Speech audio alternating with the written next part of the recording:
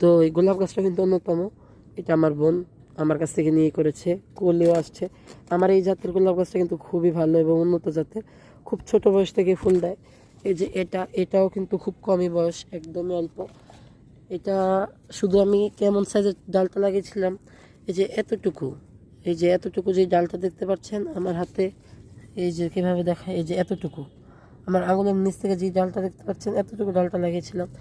এই যে দেখতে পাচ্ছেন এখানে একটা ডাল বেরিয়েছে, এখানে একটা ডাল বেরিয়েছে। আর ফুলের কথা যদি বলি, এই 2 মাস হয়নি মনে হয় গাছটার বয়স, 1 থেকে 1.5 মাস হবে।